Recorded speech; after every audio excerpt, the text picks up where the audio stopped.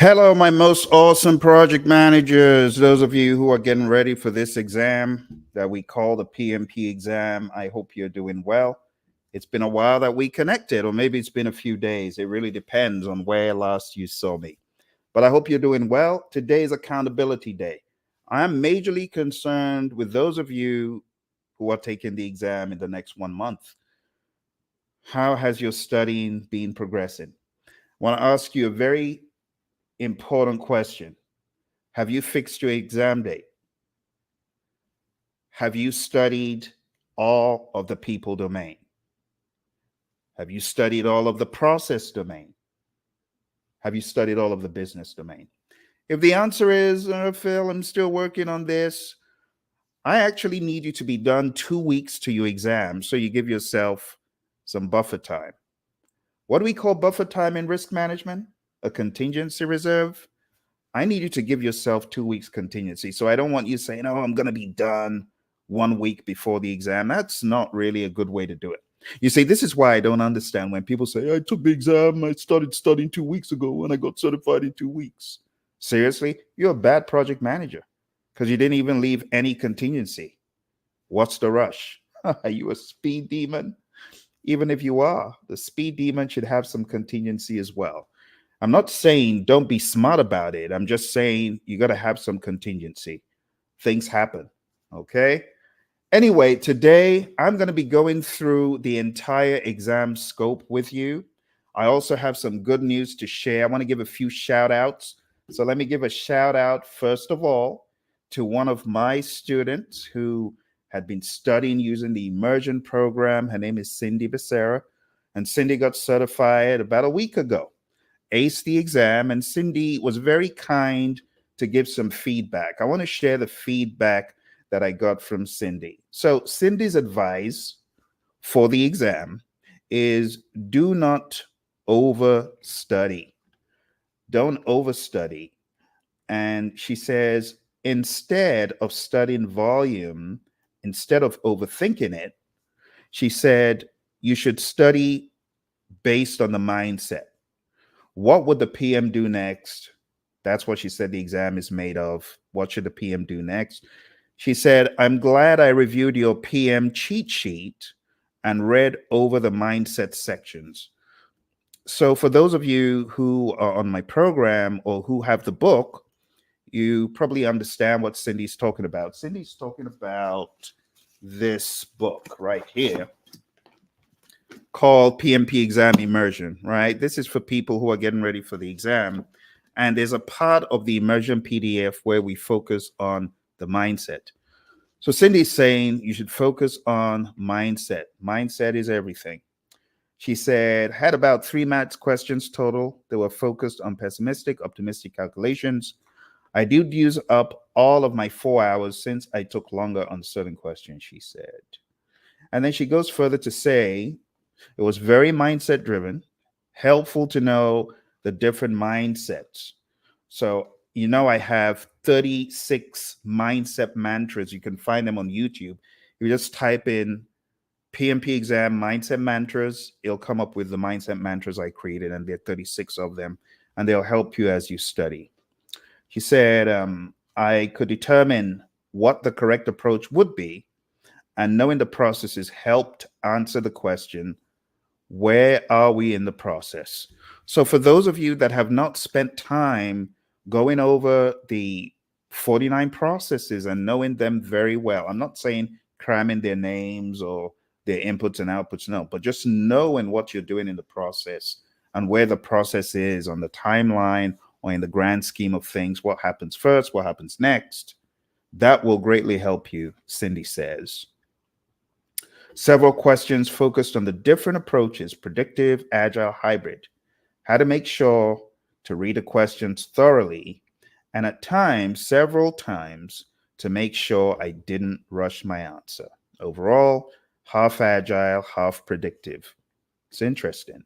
So you cannot afford to leave predictive on the back burner. There was a time that it seemed like predictive was going away, but seems like PMI upped the ante, and now we have a whole lot of predictive focus as well.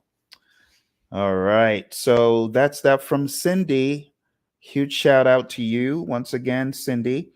And I also want to give a shout out to one of my friends from the past, blast from the past. I did a project management training event way back at Sodexo. And one of my friends in the class, Michelle Carswell, all of a sudden pops up on LinkedIn, and Michelle is a PMP. And the cool thing is that Michelle said she had been studying using my 40 days to PMP exam success curriculum. So a huge shout out to you, Michelle. I'm really excited. When I come across friends, blast from the past, who have done the exam, and I even had no idea. I had no idea anyone I knew from Sodexo was preparing for the PMP. So that gave me a lot of excitement. So well done, Michelle. Hopefully you can end up being a mentor and coach of others. Same for you, Cindy, and help them get to dry land, because that's what it's all about. Right? Teamwork makes the dream work. All right. So I said today is an accountability session. I am very curious to know what you've been doing with your PMP studying. Some of you say, "Oh, Phil, I'm so tired every day. I can barely study." That's not a good enough excuse. You have to apply yourself. Otherwise, it just takes longer and it keeps going on and on and on. For those of you who haven't met me, I'll introduce myself real quick. My name's Phil. I've been a PMP since '05. Going to be celebrating my 20 years as a PMP. Can you imagine that? Oh my goodness. 20 years as a PMP. And since I got certified, I've been helping people worldwide through my organization called Praizion, train everyone from the Army and NASA and the FBI and many other organizations across the world. And I would love to help you. That's right. You right there. You looking. I'd love to help you do either of two things. Either help you get certified as a PMP or help you elevate your game after your PMP. Choose your pick. I have a leadership institute called Project Leadership Institute. You can go to projectleadershipinstitute.com. If you're tenacious, rugged, dogged, and tough, and you want to study leadership with one of the disciples of John C. Maxwell, America's leadership guru, you need to be on my program. We study leadership, we study business, we study AI, and everything in between. A whole lot of agile too. I've had a lot of guests coming to speak to us, like my buddy, Dr. Rick Brinkman. John Maxwell was our keynote speaker when we opened. So if you're looking to elevate your game, you need to be on one of my programs somewhere. Okay. Now, for today, I really want to go in on the topic of the PMP scope, the scope of the PMP, because I want to help you, those of you who are struggling with what should I do today? That is a big question I get from a lot of students. Phil, okay, I'm done with my class, but there's process groups, then there's knowledge areas, then there's Scrum, then there's Kanban, then there's the Agile Manifesto values and principles, not to mention PMBOK. Which PMBOK? Okay, I'll be nice. I'll say 7 is the PMBOK that people are able to purchase. But the PMBOK, the real, the real PMBOK, when you talk about the culture of the PMI, ain't nobody talking about 7. People talking about 6 and 5 and 4. Now, I'm not saying those 5, 4, 3, 2, 1 are still current. They're not current anymore, but 6 is still relevant. Now, you cannot find the 6th edition to buy. It's out of publication because people would have still been buying it. That thing is valuable. That thing is, I mean, I've got my copy, but I won't go there today. But I'll just say Process Groups, a Practice Guide is in print, and it has a lot of stuff from the 6th edition. And honestly, in a lot of organizations that I train till today, guess which edition they are keen on studying? Put it in the chat. I ain't going to say. But anyway, right now we're going into the enormity of the exam. I like showing newbies this because it helps newbies understand the scope of what they're going to be getting into. Those of you who are joining me on Saturday, it's actually coming up pretty quick. On Saturday, we have the Project Management Masterclass. And I would love for you to attend my next masterclass. Those of you who are like, oh, I need help. One of my students would see me on YouTube. Her name's Michelle, not the Michelle I just spoke about, but Michelle Bond. She'll see me and she'll say, I need him to start from the beginning. So what did Michelle do? Michelle ended up joining my course for the PMP, got certified about 3 years ago. My goodness, Michelle, 3 years ago. And ended up joining my Leadership Institute. But the real funny thing is she's like, I need him to start all over again. So if you're like one of those people who just sees me midstream on YouTube or Facebook or Instagram, and you're like, I need him to start all over again, then you need to be in my training. Okay? Come to my training and I'll help you understand. But for now, I want to show you the enormity of the exam, and I also want to put it in perspective so that you won't feel overwhelmed. Are you ready? Let's go in. Let's go in on this stuff. Okay.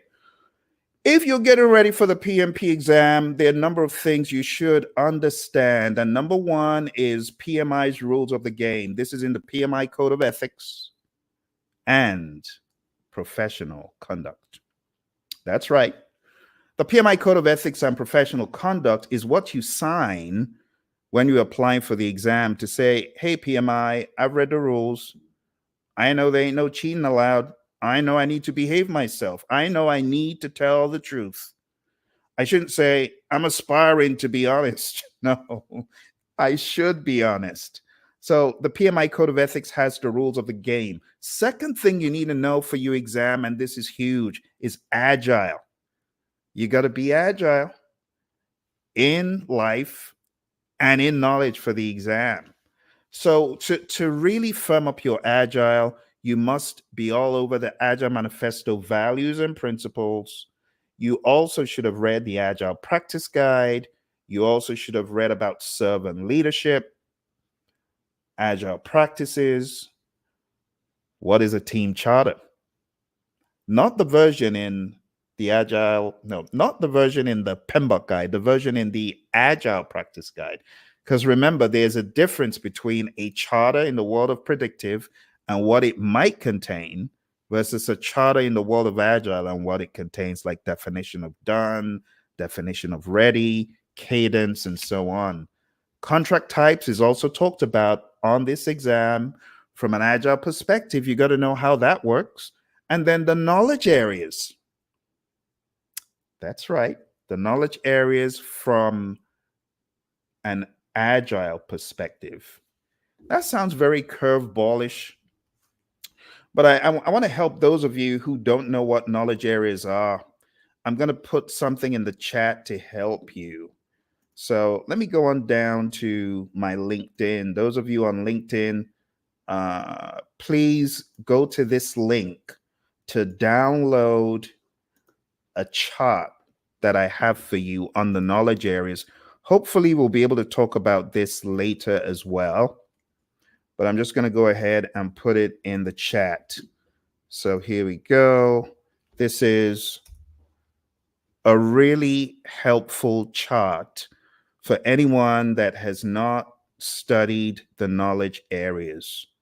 Anyone who hasn't studied the knowledge areas, take a look at the link that I just shared and go onto LinkedIn, download it, and it's going to be very helpful in summarizing the knowledge areas. Okay, if we have enough time, we'll talk about knowledge areas today. All right, the other big thing you need to know for your exam is Scrum. So Scrum is an agile framework. It's the most popular agile framework used in the world today. Definitely something you need to know for your PMP exam. And those of you taking the CAPM exam, it's also important that you understand all these things I'm talking about. It's just that the questions are written differently, but a lot of the subject matter intersects. You got to understand your 353 of Scrum, Scrum Master, Product Owner, Developers, who are they, what do they do, the product backlog, the sprint backlog, the incremental, the PSI. You also need to understand the event, sprint planning, the daily Scrum, the sprint review, the retrospective, and the sprint itself. which is a container for those other events. You also need to understand as you get ready for your PMP exam, the predictive piece. The predictive piece of the puzzle is the one that makes people scratch their head the most, in my experience. So you got to understand the 5 process groups. Don't mix process groups with processes. Know them apart, right? The 10 knowledge areas, the 49 processes. There are various pages in the PMBOK 6 that I have extracted, things about benefits. You got to understand page 7. Now, if you don't have the book, it's okay, but just understand benefits, the benefits register or the benefits management plan, target benefits. All of this terminology about benefits owners and so on could be helpful. Baselines, project documents, subsidiary plans, and then going into PMBOK 7, 12 principles.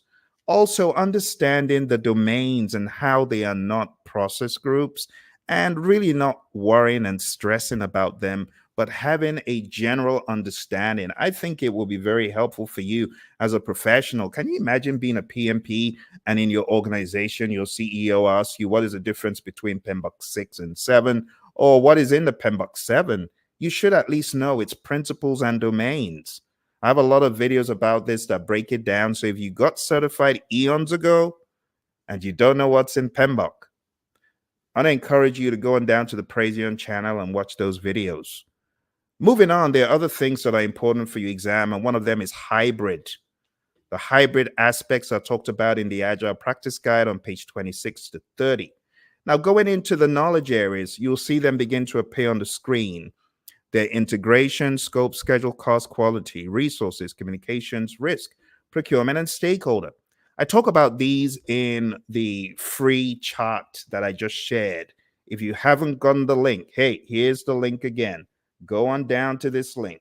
It's on LinkedIn. A link on LinkedIn. That's funny. Go to LinkedIn, download it. It's going to help you. Now, let me go over these very quick. In the world of the PMP exam, the terminology revolves around knowledge areas. It's part of PMI's Holy Grail.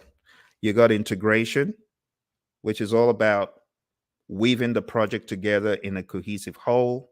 It's about developing a charter, developing a project management plan, which weaves several aspects together. It's about effectively executing, monitoring, and controlling and closing the work by making everything move in a cohesive whole. That's integration. We have scope, like a telescope, right? You look through it, what happens? Things become clearer. Well, scope is the clarifier, right? What about schedule? Schedule is the timeline. What is cost? It's the budget, the money. You know about this. Because I want to wager, there are a lot of people who say, well, I've never been a project manager. And that's a big fat lie. That's a lie. Because if you woke up this morning and you got out of bed and you drove to work, maybe you took out the trash, maybe you cooked breakfast, and you're telling me you're not a project manager, that's not true. You're a project manager. We talk about economies of scale in project management. What is a project? It's a temporary endeavor. You drove to work. It's temporary. You don't drive to work for the rest of your life. But as you're driving to work, you're making project decisions. As you hit the freeway and you realize, there's a blockage in a few miles, you're able to see from the hill, then you're going to make a quick detour. That's risk management. That's also involving some scheduled decisions. And then the quality of your driving. You just got your new BM and you're driving like a maniac. You're not going to do that because that car's quality. Quality costs money. You see, I'm telling you, you don't understand yet. But newsflash, you are already a project manager. Some of you are just coincidentally listening to this. You're a project manager. Everyone's a PM. From the moment you're spat out, you're a PM. Even a baby ends up being a PM. Someone says, how is that? Well, the baby understands that you're taking too long. You don't bring the food quickly enough, they're going to start crying. Schedule management. It's very simple. Or you go to the store and you see your favorite figurine and you want it, you're going to demand it. That's procurement. And you know who's carrying the wallet. let's not complicate it. Everyone's a project manager, right? Resources, we use resources every day. Water is a resource, right? We have other resources that we encounter daily. Resources, foods could be a resource, right? We talk about human equipment, material supplies, and facilities as resources. Communications. I dare you to tell me that you don't do this. Whether you do it in sign language, whether you do it verbally, whether you do it non verbally, you are a communicator and you manage your communications. All right. You manage the way you look at people. You don't look at people badly, like a haughty look or what an idiot kind of look. You don't do that. That's communicating. You know how to communicate. Risk, I've already talked about that. It's managing uncertainty. Procurement, I gave you the baby example. And stakeholder, even the baby knows who their stakeholders are. The baby knows the parents are the stakeholders. And the baby could place huge demands on the stakeholders. The stakeholders could also manage the baby. It really depends. But with all that said, I hope you download that free sheet. And I have a mnemonic for you. It just says, I saw six Cubans quietly rolling cigars, really puffing smoke. Now, I'm not saying go smoke yourself to oblivion. I once said this in a healthcare company. They didn't like it. I said, relax. It's just a mnemonic. I'm not saying go inhale all the smoke in the world. My goodness, some people too serious, too serious. But anyway, this is the roadmap for the knowledge areas that you've heard a lot about in the world of the PMI. And for your exam, you got to go a step further. You actually need to understand how the knowledge areas weave together. One very good representation of this used to be in PMBOK 7. You can also find it in the, what's it called? Process Groups or Practice Guide. But what I'm going to do for you today is make it even easier. I'm going to share it with you. And oh, my good friend, Adrian. Adrian, very good to see you today. It's been a while. I hope you're doing well. Adrian says, hi, Phil. Will this class qualify for the educational hours to take the exam? Absolutely, Adrian. You know how we roll. We don't mess around. So, yeah, of course. This will qualify for you to take the exam. It's good to see you. It's been a while. Hey, Adrian, let's get it done. Let's get it done. Join the program. Let's kill this thing once and for all. This annoying little gremlin that pops up. This exam, we got to take it out this time. But for those of you on the call, I want to help you understand how to map out these process groups and knowledge areas. So I'm going to share with you in the chat a sheet from UCLA, which I know UCLA, you got this from PMBOK 6, but it's okay. But I put the link in the chat and I'm going to go over it with you really quick. All right, so let's go over the 49 process sheet. But I know you've seen this thing before, right?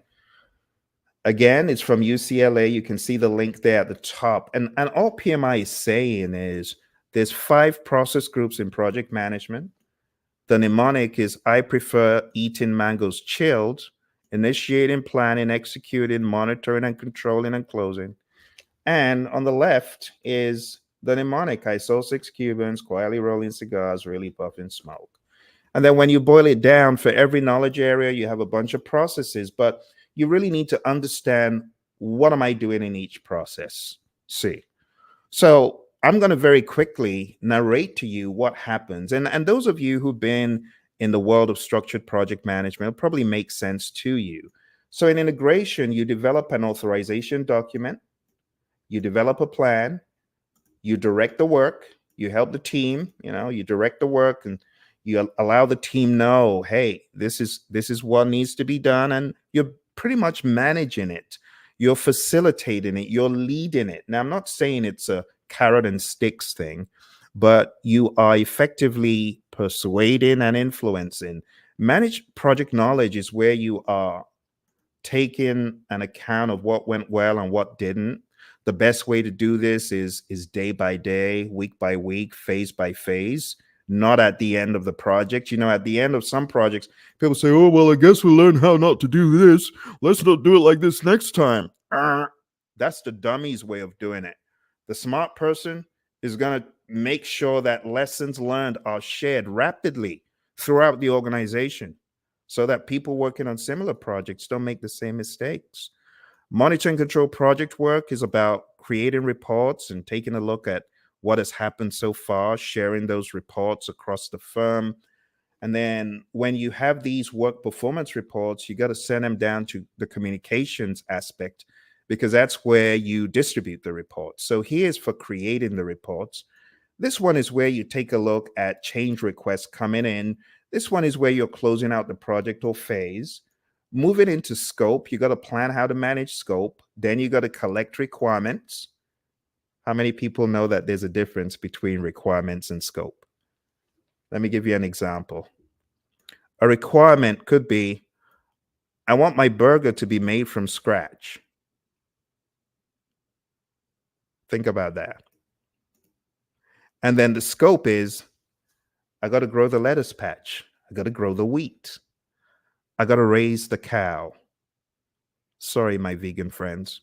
Oh, I got to raise the chicken. It's a chicken sandwich, right? Not a burger or whichever one it is. But you get the idea. You got to raise the creature. And then you got to go to the Atlantic or the Pacific Ocean because you're not buying salt. You're making it from scratch. Now, it sounds very humorous, but think about a requirement to make something from scratch. No buying any other condiments. Just make it from scratch, custom. The requirement gives birth to a crazy amount of scope. And that's why when you understand the dynamics of scope and requirements, you're very careful the requirements that you allow the customer to put into the project. Some people, they have no idea, like, oh my goodness, why did we allow this into the project? I often say requirements beget scope. The crazier the requirements, the more the scope is going to be. And that's just the truth. So when you've collected the requirements, you got to define scope. What is in scope? What is out of scope? What are the inclusions? There's a guy, his name is Andy George. Andy George, you could find him on YouTube. And he has this video of how to make a chicken sandwich from scratch and the cost. And it cost $1,500. And it took 6 months and it tasted awful. Because he actually eats it on camera and you can just see the pain the guy's going through. But just think about it. The difference between the requirement to make a chicken sandwich from scratch and the requirement that says, anyhow you want to do it is fine, just make sure it's good.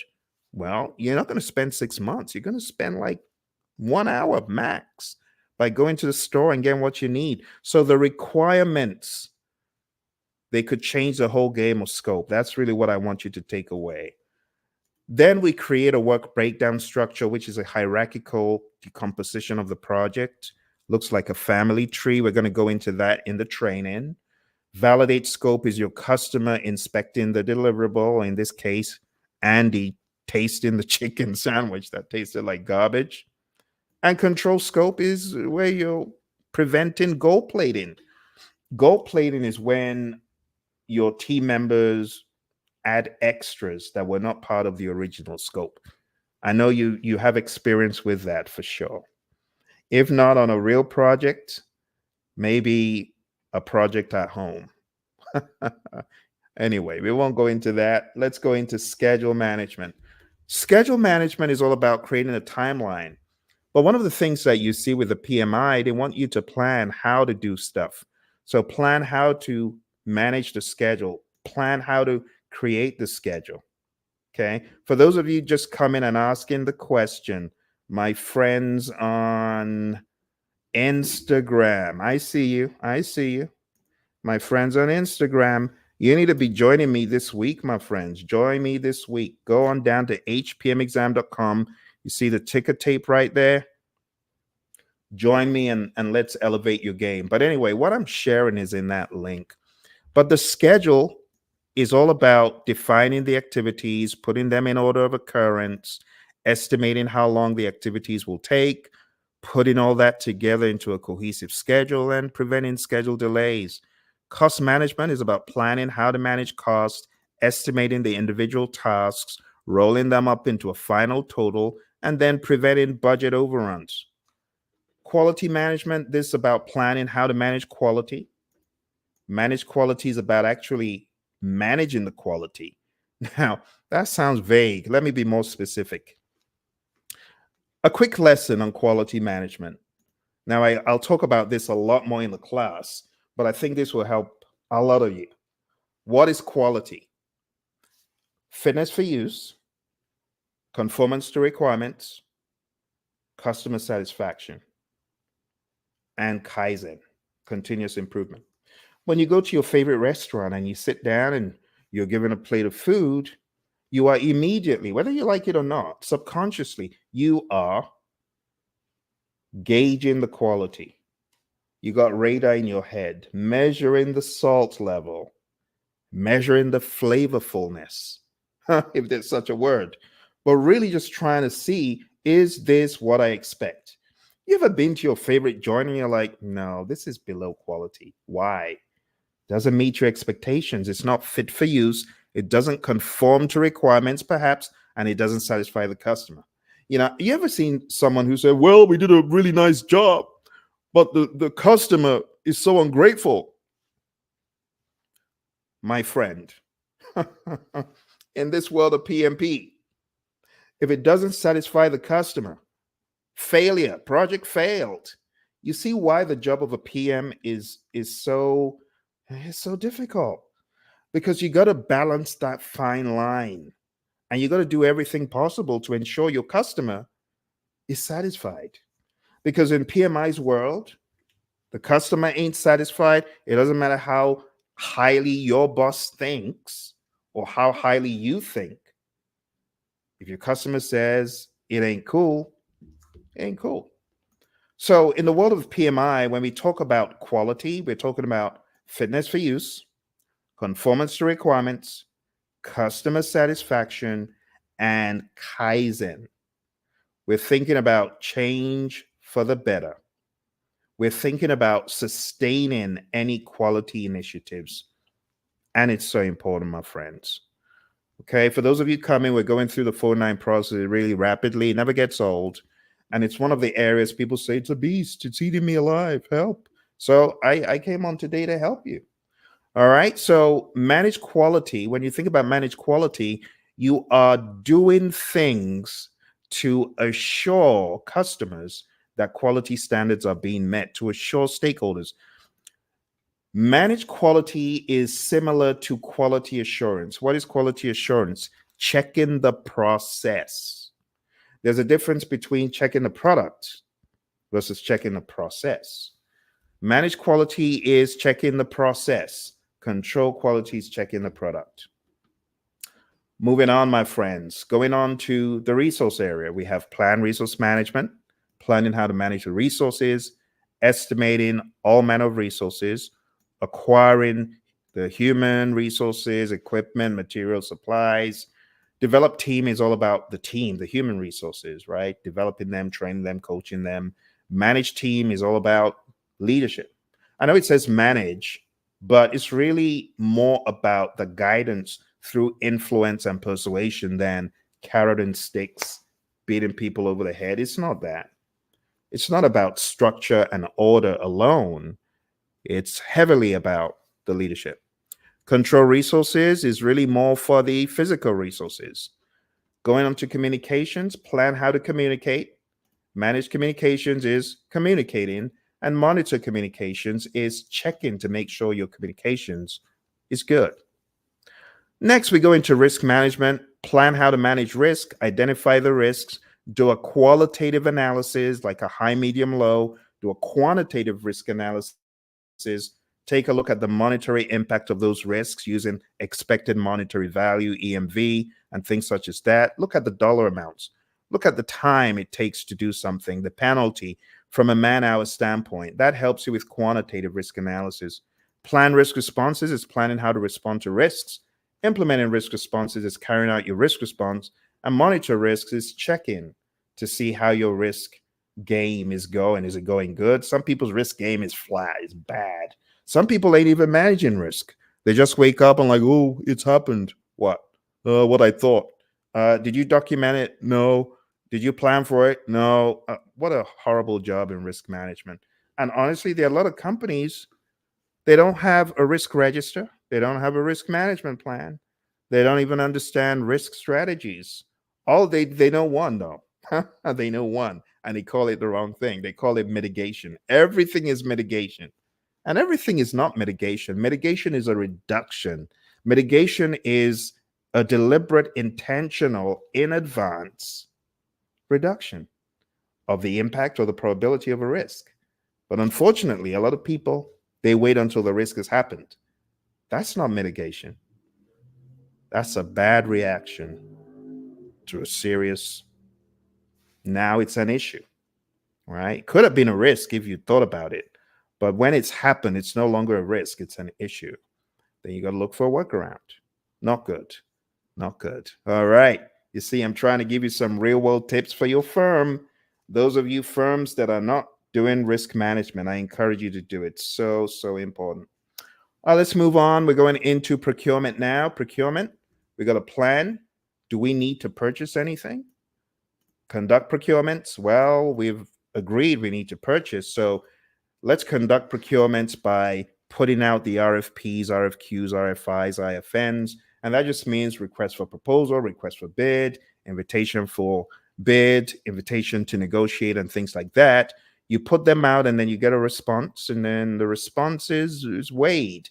You use source selection criteria to weigh who's going to be the winning bid. And then you might get into some negotiation, and you go back and forth. And some cultures, if you don't negotiate, it's actually rude. So you gotta negotiate. And then the negotiation goes on and on. Have you ever been in a do loop negotiation? I have. The negotiation goes on for forever.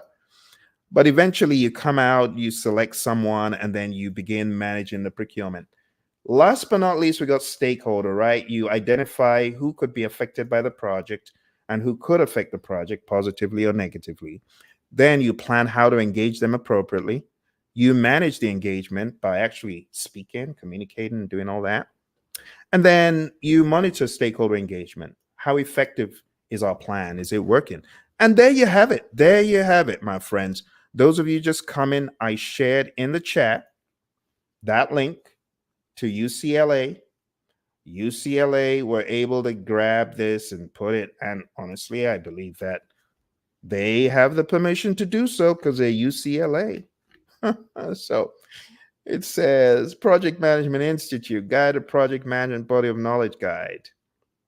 And then it gives the necessary accolades to the PMI. And honestly, these are some of the things that excite me about the Project Management Institute. The fact that we can have 49 processes that help you manage any project. Tailor it to the project. Now, when I say help, it gives you insights, things to think about. It's truly awesome. It's truly awesome. So I applaud the PMI for their work, past, present, and even future. And that's why I always try to do my bit by being a final reviewer of the PMBOK guide. But beyond the PMBOK guide, the PMI will tell you it's a standard. You know, I hear a lot of people say, well, that PMBOK guide is so hard, it's so esoteric, it's difficult to, and they do the wrong things. It's difficult to memorize. It's like eating an elephant.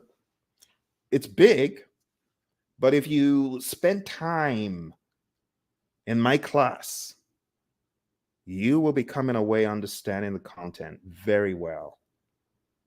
You will, because I'll challenge you. Okay. So I went from almost getting mad at the PMBOK guide on my first rodeo. I was so annoyed. I went to the Mesa Library in Arizona, sat down because my awesome mentor, Mary, had given me all her books. She said, Phil, you make a good PMP. Boom. And then she gives me all the books and I get excited thinking, oh yeah, I've already done the Certified Internet Webmaster. I've done 3 of those certs. You know, a little bit of Flash and Dreamweaver. That was back in the day. I'd done those exams. Those were my first professional exams, you know, exams on the web and being a webmaster and web developer. So I thought, how hard can it be? Until I went to my local library and I plopped open PMBOK Guide and I was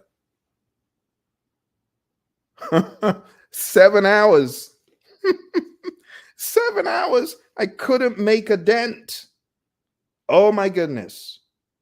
Talk about Mr. Magoo looking like an absolute punk for 7 hours. It's such a funny tale because it just shows you your understanding of organized project management can be a mystery. Never been there before. It reminds me of like organized religion. The organization of project management, honestly, it's a different world. For those of you who've been in the real world of project management and that's fine, but when it comes to organized project management and the definitions, they're very big and unwieldy. So my first 7 hours with PMBOK, I was so frustrated. I was so mad. I threw the books back into my bag and I went home feeling very defeated, beaten up. I didn't know how I was going to navigate it. I was doing it the wrong way. I was trying to read a standard, bulldoze through a standard, and use the standard as an elimination path without context. For those of you who are in that bottleneck, you want to go to Google and just type in fail family reunion project Praizion. You'll probably find my family reunion encounter. And I take the family reunion story and I spin it around the 49 processes to make it easy for people because I was there. Just like you, like a deer in the headlights. Clueless. Not knowing what I was going to do next. Imagine putting 7 hours into studying and you just get so defeated. You got to go home and you got to go sleep because the PMBOK beat you up. And that's why in the years that followed, when I got more and more proficient, I decided I was going to help people. I wrote this book called PMP Exam Immersion. This is for the PMP exam. Those of you coming on the program are going to get this book. I also started working on audio because I realized not everyone likes reading a book. My goodness, some people are bored out of their mind reading a book. So I created this project management audio digest, and you hear my voice and the voice of my co-trainer, Emily, and many other voice actors. You see, one of my pet peeves is boring. Oh my goodness. Let me talk about that for a second. You ever been to a PMP training course and let's be honest, you ever fallen asleep? Let me be honest. Let me look you in the eye. You ever fallen asleep in a PMP course? Don't lie. It wasn't mine. But I know some of you, right there on your machine, you're bored out of your mind. I feel sorry for those people, which is why I want you to come for my training because I will keep you on your toes. It's interactive. It's engaging. It's not one of those where you are and adjust yourself. And no matter how hard you try, you're not enough. Not my class. Which is why I create interesting materials like this, audio. I have voice actors, voice talents, whole drama productions in this. And you're going to get this as part of my training program. 20 hours of audio. 20 hours. 20 hours. And we ain't talking about just like AI blabbing away at you. No, this is your buddy Phil and a cast of actors acting out PMBOK. You're also going to get this. It's called Project Management Essentials. That is for the predictive piece. And you're also going to get this one. It's called Agile Principle Run and Cut. I wrote this with my Agile coach, my buddy Roy, who you will also encounter in the course in video. And perhaps, who knows, maybe you might encounter him live one of these days. It really depends. But if you are looking for a training program that is not boring you out of your mind, or PMP is so hard for you like it was for me, my first 7 hours, absolute disaster. Going down to the link, you see the ticker tape below, PMP stuff, hpmexam.com. Go sign up for the program, because not only will you have a vehicle to get certified, you also have a friend for life who will be there to help you traverse life after the PMP. PMP is great. It's the beginning. After you get certified, there's another world out there. But we'll talk about that when you get there. For now, why don't we go back to our initial discussion, because I'm just touching the tip of the iceberg. We have a few more things to discuss. If you remember, I showed you that big old map, right? But beyond the map, we need to touch on a few other things. And I can appreciate the fact that some of you are either at lunch, or you just got back from lunch, or you're on a conference call. You're like, Phil, why you go live during my conference call? I can't be on the call. I know, I understand. We're going to get done here very shortly. So I gave you a very good breakdown of the world of predictive, but I don't want you to leave without giving you some illustration and some understanding about agile. Okay. So let's jump into the discussion about the exam, and then I will get into some agile musings with you. And those of you who are watching live, it's always a great opportunity for you to ask me questions. So if you're watching live July 30th, you need to ask questions. Take advantage of it, okay? Let's jump into the next section of our study. So I want you to be aware that the exam is very straightforwardly broken down into people, process, business. Either you're good at it or you're not. You either got people down pat or you ain't got down pat. Process, same thing. Business, same thing. Which is why when people say, oh, Phil, I don't know where I am in the PMP process, I'm like, you're either in people, done, moving on to process, or you ain't done with people. Then get good with people, then move to process, and then move to business. This is how the exam is, straight up, simple. There's no need to confuse the issue, right? Now, when it comes to people, process, and business, you also have an agile view to people, an agile view to process, an agile view to business. And then you have a predictive view to people, a predictive view to process, and a predictive view to business.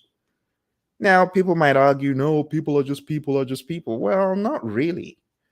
The way you interact with a team in an agile environment is very different, because the team is responsible for the integration. Whereas in the world of predictive, the project manager is responsible. So in the world of predictive, we have a straight line going from A to B. We're going to plan everything. It's all planned to the T, and it happens like that. Whereas in the world of agile, there's some twists and turns. We start off and we might be thrown off course, but we get back on course, and there are twists and turns, and there's a lot of experimentation. That's how agile is. It's like cooking a new dish. Every step of the way, you're asking, oh, have I gone off? Does it still taste good? And then maybe you have people working with you to taste the food and say, oh, no, it tastes good. It's okay, until you get to the end. That's how the world of agile is. But I want to demystify what agile is. A lot of people say, well, I think agile is a methodology. No, don't say that. Agile is not a methodology. Agile is first and foremost a mindset. And I believe that so much, I wrote a book called Agile is a Mindset. You can find that book on Amazon. A lot of people argue and say, well, if it was just a mindset, all you need to do is just think agile and you're going to be agile. Well, of course, we're not saying that. But as a man thinks, so is he. It starts off in the mind. Everyone knows this. Well, not everyone, obviously. Some people don't. But you got to first think agile. So I say agile is a mindset that catalyzes the ability to pivot to the ever-changing world around you. That's what agile is. Starts off in the mind. And I say the ABCs of agile: attitude, it's a mindset. Attitude starts in the mind. It may translate into body language, behavior. Attitude, behavior, culture. Attitude, A, B, behavior, C, culture. The mindset is where it all begins. And that's why the awesome 17 individuals who put together the Agile Manifesto, which I'm about to show you, they understood. They understood. In order to be agile, you need to have a true north. Now, your true north is envisioned through the values. 4 values. We're going to talk about these right now. So let's jump into that mindset, the attitude, behavior, culture, right? Because when we talk about agile, let's not get it twisted. A lot of people, they have a misconception that, I guess agile is a framework. No, it's not a framework. And no matter how much you think it's a framework, it doesn't change that. It's not a framework, right? It's not a framework. It's a mindset. I really want you to take that away, because there are a lot of people that are doing agile. They're doing these frameworks. And they think that by doing the framework or by being in Jira, this is the worst of all. Some people are in Jira and they think, oh, we're in Jira, so we're agile. No, you're not. No, you're not. But anyway, let me show you what it's all about. Let's jump in. So if you haven't been to the Agile Manifesto website, agilemanifesto.org, I encourage you to go there. You'll read Jim Highsmith's account about the Agile Manifesto, which I find very interesting. It's a very interesting story. He's a very good storyteller, very good at writing. And it's just so much fun to read. But these 17 anarchists, they got together, and I say that in the funnest way possible. They decided they had had enough. Enough was enough, and we're going to work together on some ideas, the future of getting stuff done. And it says, we are uncovering better ways of developing product by doing it and helping others do it. Through this work, we have come to value. So let's break that down. Uncovering more efficient and effective ways of developing product. Initially, it said software, but throughout the years, people began to see, nah, this is beyond software. This is product. This is everything. It's a great true north mindset. And through this work, we have come to value individuals and interactions over processes and tools. Think about that for a second. Through living on planet Earth, what have you come to value more than what? Well, through living on planet Earth, I have come to value water over food. Did I say water instead of food? I didn't. Think about it. It's not an either or, it's a value thing. You get what I'm saying?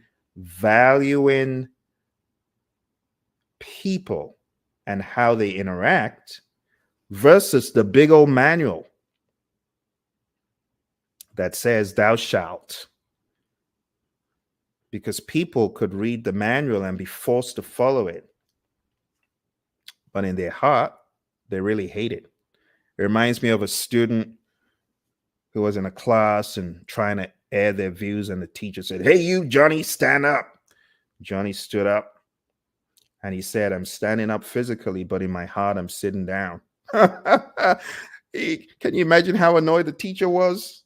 But it just goes to show you that in this world of agile, we need to value people and their interactions. And that's what your exam is based on. Understanding the psychology of teams. You don't beat people over the head with a stick. You don't be a Theory X manager. You don't be full on lower right quadrant of the Hersey Blanchard model every single day in every situation. It ain't going to work. So we have come to value individuals and interactions over processes and tools. It sounds like a wise person. Working product over comprehensive documentation. We're valuing having a working product more than comprehensive documentation. We did not in any way say documentation is bad, as alleged by a lot of agile naysayers, right? Customer collaboration over contract negotiation. We're saying we value collaborating with the customer rather than pointing to a contract, and responding to change over following a plan. We value responding to change, and you should value responding to change. What if you had an elaborate plan to drive from here to work? Midway, you hit traffic. You need to do something differently. You need to be agile. Ditch the plan, respond. That's all this is saying. Don't be a Kodak. Don't be a Polaroid. Don't be a Toys R Us. Don't be an Enron. In more ways than one. And you better not be a Blockbuster. Very soon I might add Redbox to the stack. How many red boxes do you see around you these days? Oh my goodness. So you got to be agile. You got to pivot to the ever changing market around you, the ever changing circumstances around you. Let's move on. Going into the Agile Manifesto principles, your 12 principles. I'm going to break these down very succinctly by giving you my high level interpretation. Number one, be obsessed with the customer, right? Deliver value to them early. Number two, welcome changes even late. It could help the customer. Number three, deliver working product frequently. Get your customers engaged, the sooner the better, and get value into their hands. Number four, work together daily for the greater good of the firm and of the project. Number five, build projects around motivated individuals. It's common sense. So get the right people on the bus. In the words of my mentor, John Maxwell, you got to get the right people on the bus, and you got to get them in the right seats on the bus. And trust them to get the job done. Don't micromanage them, right? Number six, wherever possible, where it is appropriate, face-to-face conversation gives a higher level of engagement, value, and clarity under most circumstances. Now, it may not be efficient to fly all the way from New York to come see your buddy Phil, but maybe it is, depending on the stakes. And that one, number six, is the one that I've got the most consternation from a lot of current day workers. They're like, Phil, I don't agree. Because one of the things I do in my class is I ask my students to critique this. And I get a lot of critiques about number six. We can use Zoom. Or they tell me in order to effectively swarm, they need to be geographically dispersed because they need to be on different machines. So that's interesting. Swarming is actually a term in Agile, by the way. But working product is a primary measure of progress. In the world of Agile, we measure by, are you done? Not what percent complete are you? No, that's predictive. You see what I'm saying?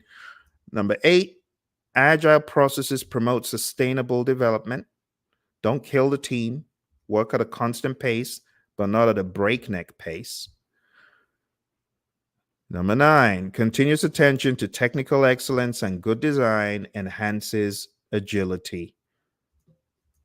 Number 10, keep it simple. Keep it simple, sir. Keep it simple, sister. Keep it simple, students. Number 11, the best architectures, requirements, and designs are from self-organizing teams. And number 12, at regular intervals, check to see how you could improve the process. All right. And those are the 12 Agile Manifesto principles. Again, something that you should be aware of for your exam.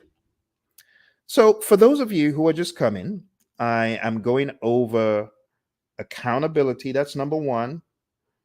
If you are my student, I want you to chat into me how your studying is going, what you have accomplished in the past week.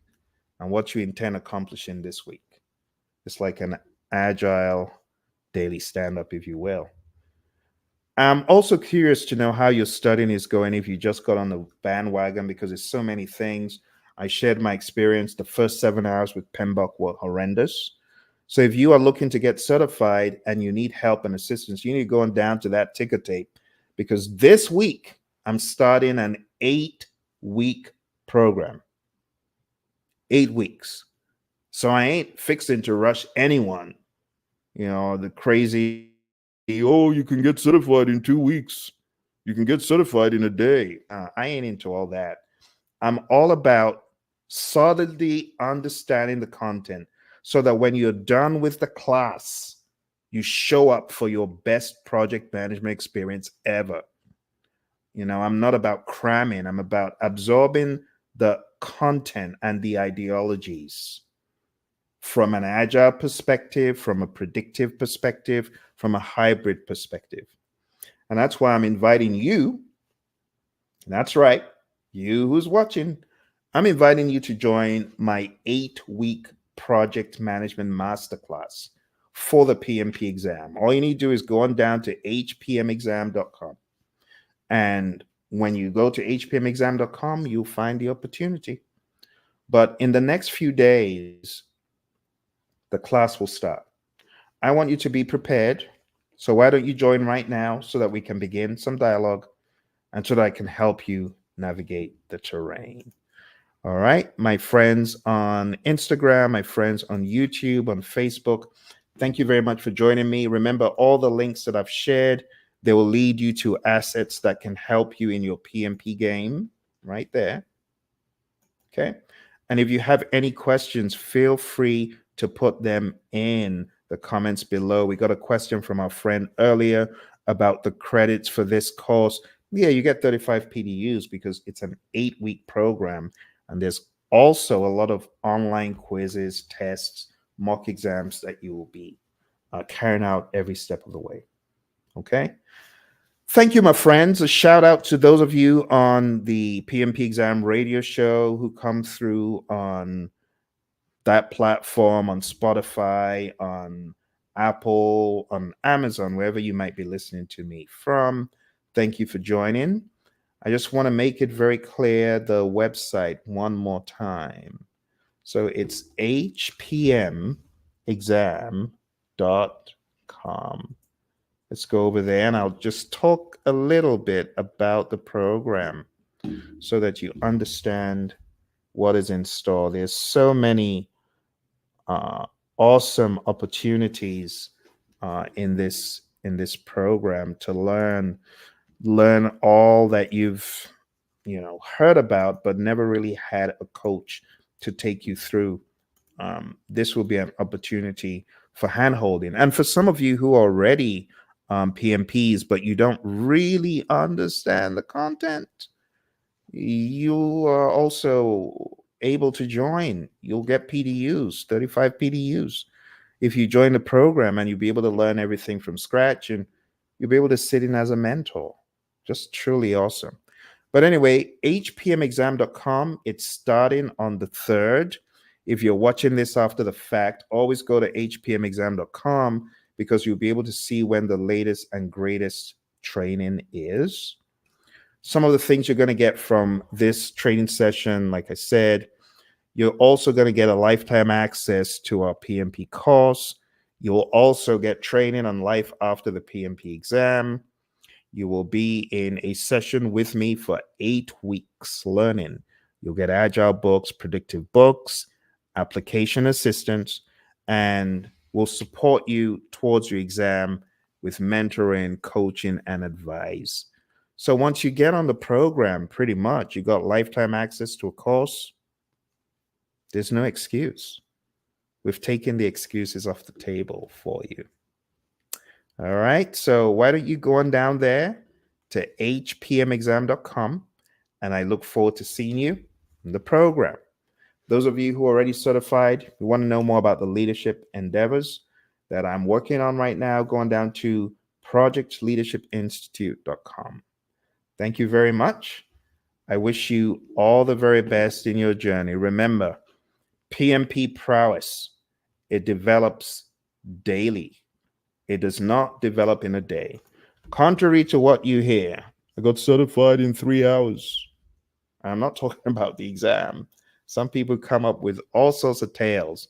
And while I don't say people aren't telling the truth, I just say not everyone is the same. You cannot measure your performance with someone else because you don't know. Those people, maybe in the real world, they truly have a ton of experience using PMBOK guide processes in their daily work. So it's unwise to say, well, Phil did it in two days, so I'm going to try to do it in 2 days. It's not very smart to see things like that. Okay. If you have any questions, my friends, I'm here for you. I look forward to hearing from you. I wish you all the very best in your journey. Keep on trucking daily, steadily, and before you know it, you're going to get to your definite chief aim as a PMP. You take care and all the very best. Bye for now.